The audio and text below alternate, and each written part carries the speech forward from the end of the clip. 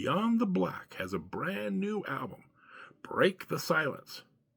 So are we happy they broke the silence, or had we wished they had just been quiet? Find out next.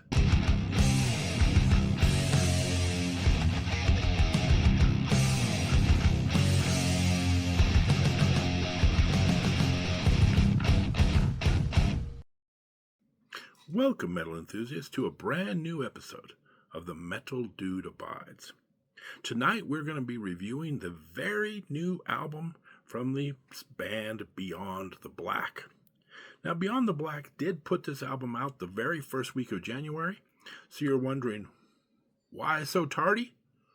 Well, you know those shirts where people have shit happens written on them? Well, in this case, flu happens, and dental emergencies happen. It's been a little rough year, start of the year, health-wise, but we're all good to go now. Now, the first thing I would like to say about Beyond the Black has nothing to do with the music, but the album cover is very cool and intriguing. Like right off the bat, this caught my attention. The themes of this album are also very dark in that they're talking about societal fragmentation and isolation, something we've all had to deal with since the pandemic a few years ago.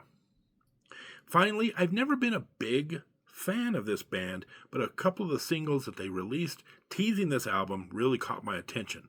So with all that being said, let's get to the album.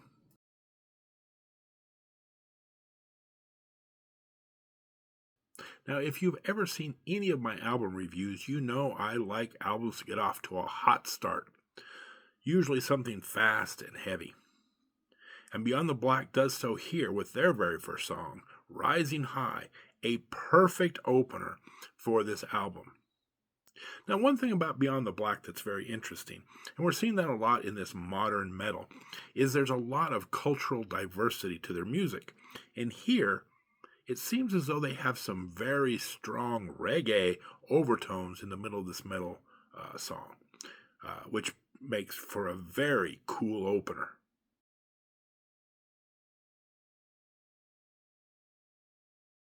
The second song is the title track, Break the Silence.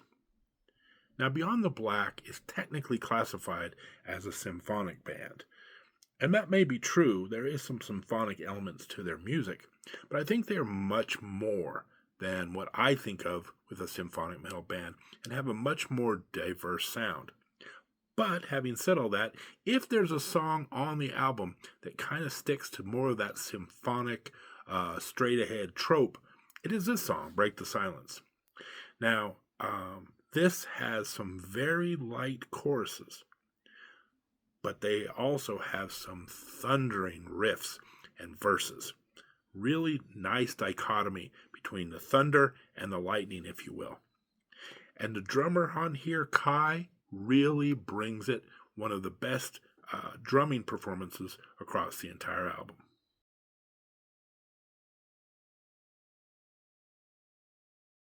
This album keeps getting better and better. The third song, The Art of Being Alone. Jennifer Haben's vocals on this are amazing. Those chants, those screams at the beginning of this, very primitive and very impressive. Is it too early to start talking about female best vocal performance of the year? I know it's only been a couple of weeks, but I have a feeling this could be standing at the very end of the year. That's how good her vocals are on this. Now, in the song itself, she's doing a duet with Chris Harms from Lord of the Lost, and they have an amazing chemistry together. By the way, every time I look around, I've got Lord of the Lost doing a duet or a collaboration with someone. One of my best songs of the year was the collaboration they did with Within Temptation, Light Can Only Shine in the Darkness. Now they come out with a very strong song for 2026. Once again, The Art of Being Alone may be the best song on the entire album.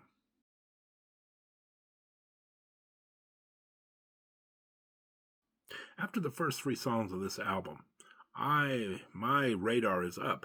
Is this going to be one of those albums early in the year, but ends up being a contender for album of the year at the end? I know it's only been a week, but if you go back to 2025, you'll see that March of the Unheard by the Halo Effect came in very early in the year, and I knew then this album has a chance to be standing at the end, and they, of course, made my top 25 list. So is this another case? Well, after the first 3 songs, I'm starting to think it might be. But I believe the 4th song is a little bit of a misstep. The song is called Let There Be Rain. And it's just a little too startling of a change. It's a very perky song. Now, this is also back to them going into a very different style of music. We talked about all the different influences from different cultures. I believe in the intro to this song, there's some Japanese vocals mixed in. At the end of the song, they come back in and do some more Japanese vocals. I'm guessing Japanese. I'm not entirely sure.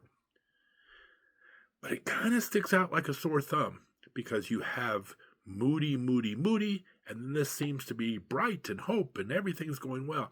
Now, I will say it's just the intro that seems very perky and out of place. The song itself kind of goes back into, even though this is a song about hope, it tends to come kind of back into that dark prism a little bit.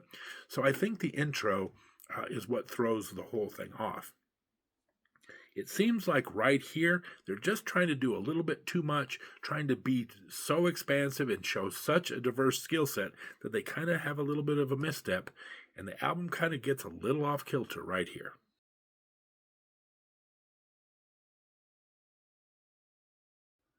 As we get into song 5, Ravens, we get back into kind of a moodier groove on this song, and it really makes Let There Be Rain stand out even in a worse kind of way, because you go from a very gothic-y, doomy set of songs to this kind of light and cheery thing right in the middle.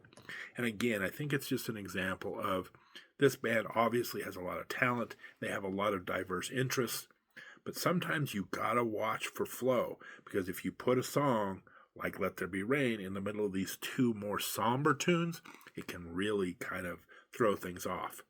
So I like the fact that this band is trying and doing experimental things and really trying to move the needle, but you got to be careful, because here it's kind of a jarring segue into the song, a jarring segment out of the song, and by the time you kind of get back into that somber mood, the Raven song is almost over, so you kind of lose a lot of that feeling and emotion that you want from this song. Let's see how they do with the next song.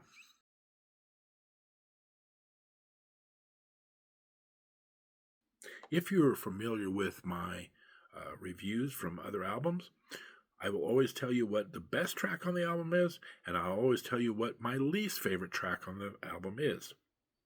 And unfortunately, the least favorite track is right here. Here Comes the Flood. This album started out so great, but here in the middle, it's just become a mess because they are not having any flow to the album. And in this song, Beyond the Black does one of my pet peeves, and that is putting a very heavy, somber song, if you read the lyrics, into a more peppier version of the song. So, for instance, this song, it should be moodier.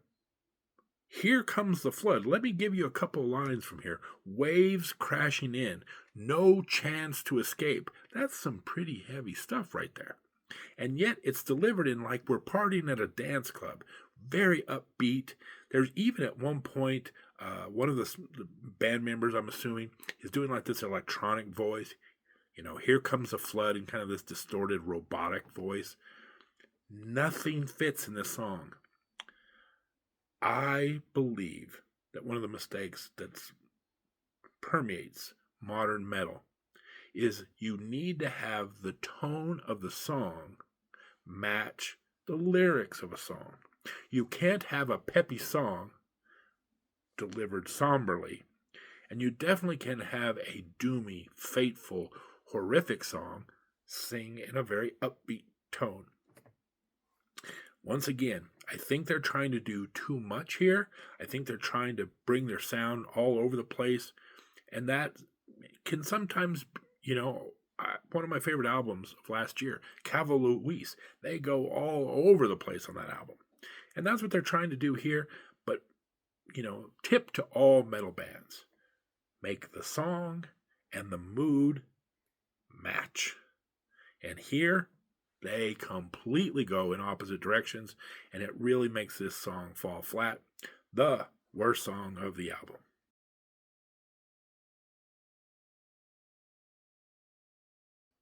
Luckily, we get back on track with song 7, Can You Hear Me? Now, poor Can You Hear Me kind of gets lost in the shuffle of the mess that's just happened. If you had not messed up the flow of this album, this would have been the perfect way to come out of that moodiness. This is where they should have gone. Again, one song misplaced in an album can mess up the whole flow. So I think this song will get lost in the shuffle a little bit, and it's a shame because it's a really good song and really had, if they had put it together the correct way, in my opinion, would have really put a spotlight on this song, because this would have been your change of pace song. A little bit of a misstep when you're putting together album construction. This song features Love Bites singer Asami, and again, Love Bites, one of the best bands out of Japan. If you've never heard Love Bites, check them out. This song deserves a better fate. It is a very good song. Go check it out.